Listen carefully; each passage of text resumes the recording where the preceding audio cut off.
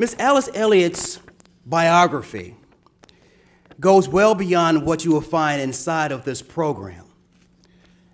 And these aren't really just all of the highlights. If you were to Google her and go to her Welcome Change website, and you'll find that Miss Alice Elliott has done a lot of things.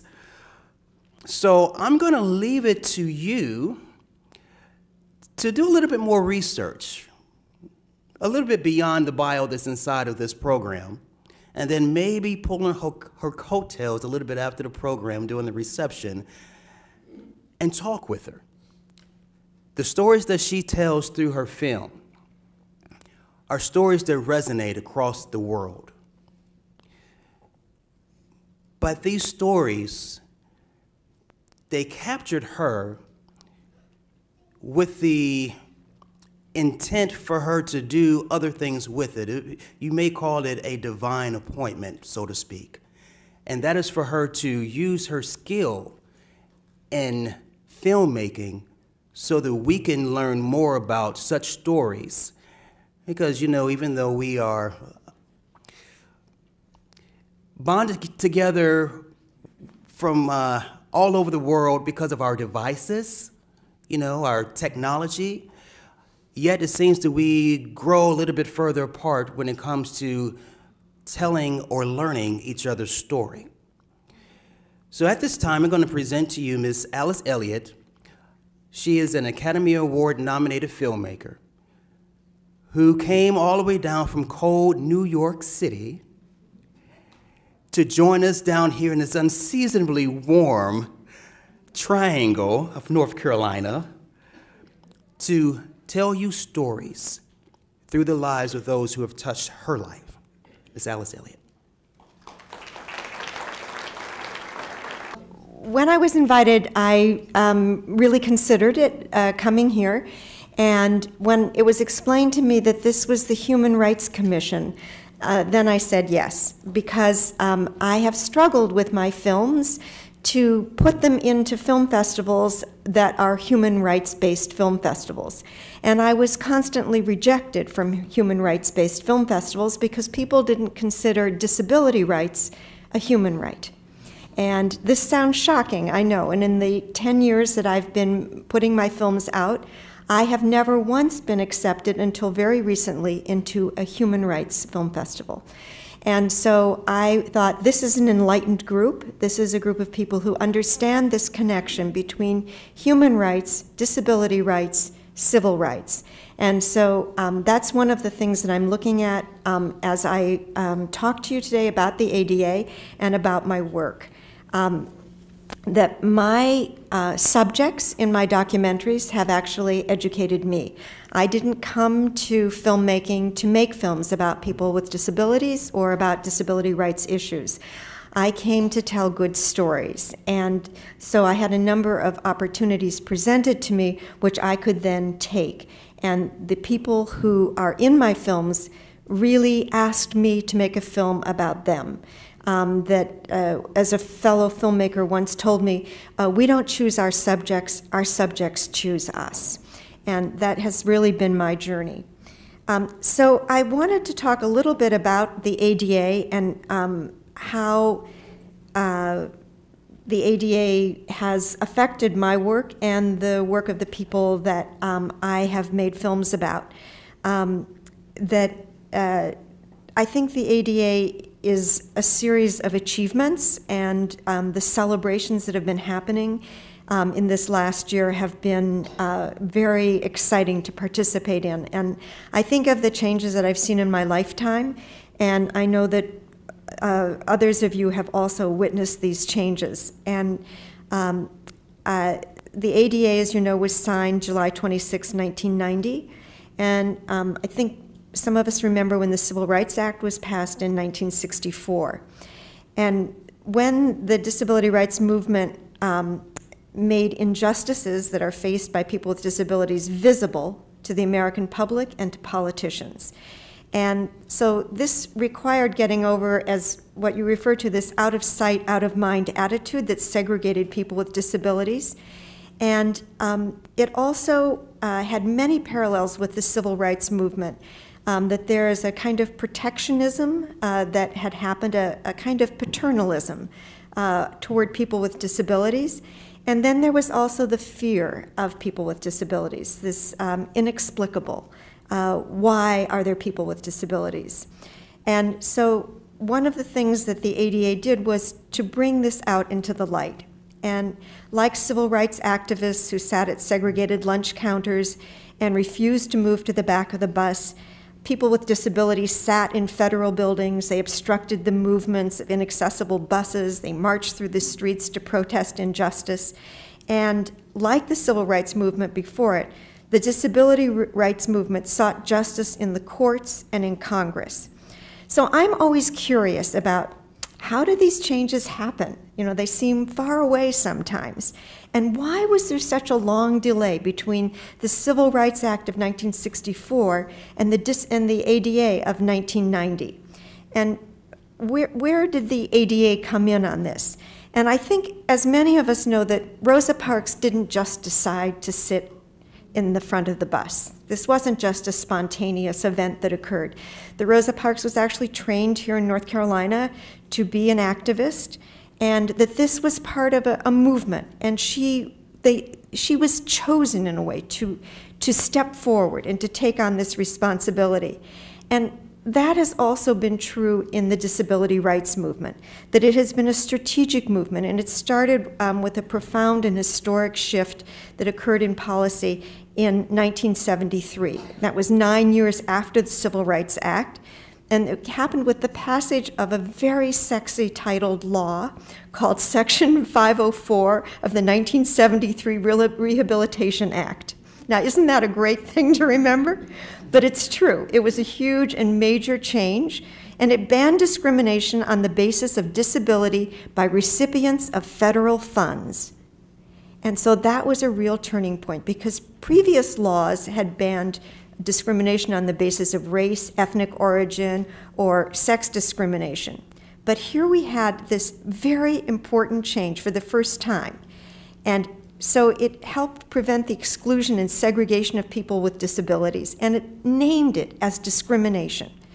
So that inferior social or economic status of people with disabilities was not a consequence of the disability itself, but it became a result of societal barriers and prejudices. And so this became the time that Congress recognized that legislation was necessary to actually change these discriminatory policies and practices. And this began a huge attitudinal shift in our society. And it's what we call the difference between the medical model and the societal model. And those of you who know about this, the medical model is the model that the person with a disability is ill, that they need to be fixed. Or we have the societal model in the extreme, which says, you know, society needs to change. We need to have accessible ramps. We need to have captioning. We need to have audio description so that everybody can participate in our society fully. So this was the big change that started and grew from this legislation.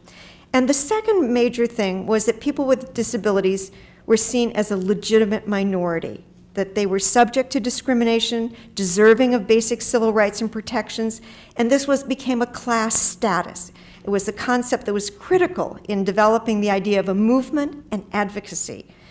So the Coalition of People with Disabilities has been constantly put to a test by attempts to remove protections for particular groups. There's always been an effort to separate, well, let's separate out the people in wheelchairs, or let's separate out veterans, or let's separate out people with vision impairment. And the Coalition of People with Disabilities said, no, we are all people with disabilities, and we are you. We are not them. So this societal model of disability is coming into our society. I think we're all experiencing that. And eventually what got the ADA passed was that there were actual people in Congress who had personal relationships with people with disabilities. So it was this personal connection that Senator Harkin's brother was deaf, that Kennedy's son had an amputee, Kaleo himself had epilepsy. So we had people in our Senate and Congress who were very closely tied to disability, and it became personal. And this is also my experience, that I became very closely tied to people with disabilities. And I learned about advocacy from my subjects, my friends, my colleagues with disability. So I'm going to show you a clip of a film called Body and Soul, Diana and Kathy. And as James pointed out, we're going to be using captioning and audio description, that this is a way of making media accessible. So here we go. Let's see if we can.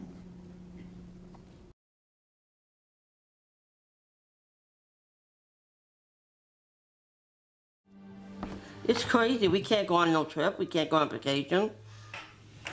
Medicare says we can only go 3 places and still get their home health care services.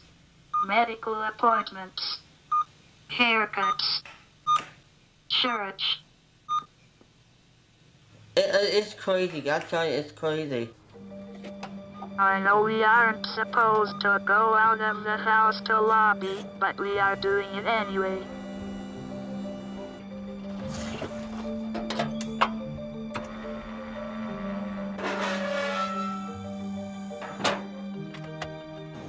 When I was a little girl, the doctor didn't tell my parents that I had Down syndrome.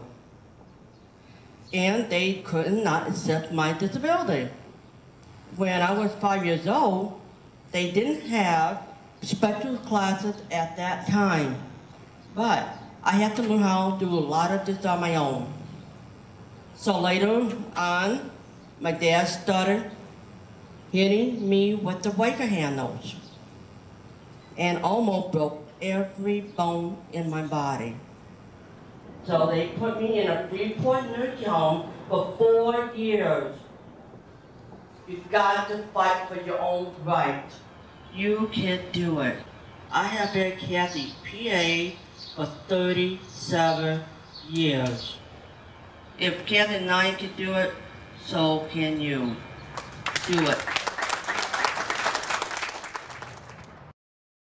So one of the things that they worked very hard on is to try to get this Medicare law changed, because it was highly restrictive to them, that they couldn't receive their home health care services. Kathy couldn't, and she eventually lost them because she exercised her right as a citizen to go and lobby, but she was not allowed to leave the home to do this.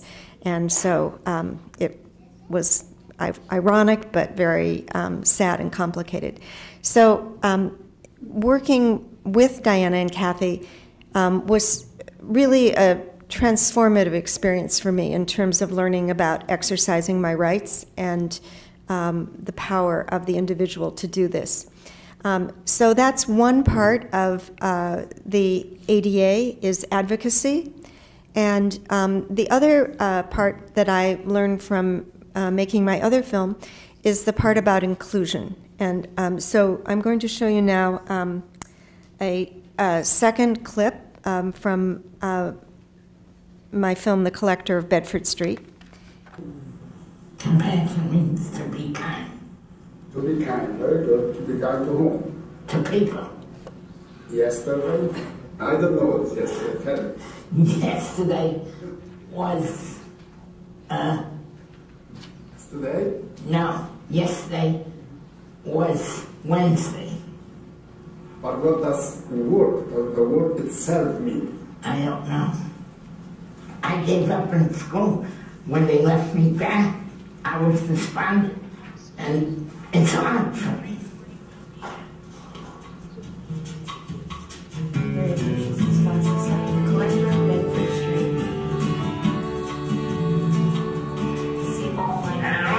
When you get a chance, give me a call. Alex, give me a call. It's important.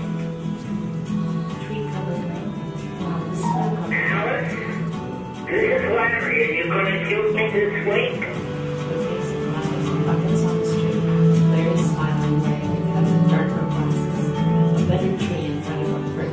We live in Greenwich Village. I'm going to be living here 30 years, and you live here 25 years. Across the street from my building. We have a close relationship, except when I get angry. You push it. You're my friend, but sometimes you act like my mother. You say, go to the dentist. I know when to go to the dentist. Every 5 years I'll go. Larry walking his dog across the street. A film by Alice Elliott. Alice, I'm collecting for the age ward. Hello, sir. Could I see you 1 minute? Could I see you 1 minute? Hello, ladies. Could I see you 1 minute? Could I see you, young fellas? Any amount. Last year, I collected $500 for the age ward. And this year, I'm up to $421,000. Could I see you 1 minute? And not buying a raffle. No. I'm collecting for the age ward. The lady walks away. I don't get paid for the fundraiser. I don't take any money. I like to do the fundraiser because I get a good feeling. Good morning, kid. All right, how do you do? So do you want to give me a little donation? Well, let me think about it. I feel like every time I see you, you're collecting for something else. Yeah, I'm a collector. I've been doing this 20 years, and you're a good man to give. $5. Stop. $5. Come on. Give me a nice deep breath, buddy. It helps the caring community. It helps Meals on Wheels. You pay Alice the $5. Alice is our witness. After lunch. I'm not walking back. Jesus. What do you do with this? Fill it out. And then what? Give it to me. $10. Jesus Christ. You get change? Could you get change? Larry presses. Alice, this is Larry. I'm going to drop off the raffle money at St. Do you want to come with me? Wow, 260. Very good, Larry. So we have $430 and $70 in checks. So that's $500. 520. That's wonderful. And another one, yes, $520. Okay, now I'm going to try to fast forward and see if I can get to another part of the story that has to do with inclusion and Larry in our neighborhood. Hi, Sally. This is Alice, and I just got a very disturbing message from Larry. It makes me feel like it's time we had a meeting with the neighbors to talk about doing something for him in an organized way. Could you give me a call? This is Gwen. We can host a meeting about Larry's trust fund. I'll see you about 6 o'clock. Hi, this is Sally. I'll call Bill and Kathy about the trust fund meeting. It's next Thursday. Bill, I can come to the trust fund meeting next week, and I'll see you then. Neighbors gathering in a home. Sally, it's nice to meet you. And this is our hostess. This is Gwen. Thank you. In fact, this was a... People here get a daily phone call from Larry. Oh, I even get... I get the little man walking the dog, and he's having pay phone calls. That's when he can raise all the money here. He's an operator. The little guy's an operator. How Larry is going to sustain his quality of life if anything would happen to Murray. Murray, as some of you know, is Larry's uncle. He's 81 years old, and he's basically been the only person in Larry's family that has cared for him for the last 30 years. He brings him meals 3 times a week. He provides money for extra things in Larry's life. Murray's also 80 and he's frail. He's 81. He's 81. And Murray calls Larry now to find out what day it is. So I'm sorry to bring this up. We discovered that the UGA Federation has considered this kind of a situation, and they've set up what they call an adult trust fund for disabled adults. And usually this kind of fund is set up by the parents of or the relatives of this person. But in our case, we'd be breaking new ground. We would be setting it up through our block association. And as you'll notice in the literature that I gave you, it's not just money. It comes with a whole advocacy program. But does he need that type of service? In other words, if he can plug into the Meals on Wheels, for example, well, he somebody has to have to have it. Right, exactly. The whole point about this UJF thing is you have an advocate, and you know they'll take good care of him. How much is Larry going to have for his pocket? It still might not be enough. The minimum for the UJF is $25,000.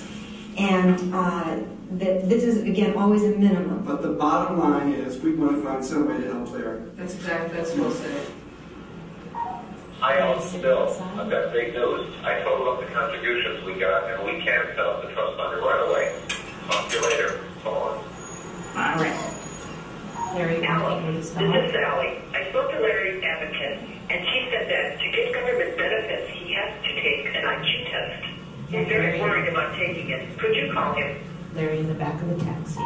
Alice, about the IQ test. If it's over 70, I won't be able to get into the program. But I want it to be high. Psychological testing? So what kind of questions are they going to ask you? I don't know.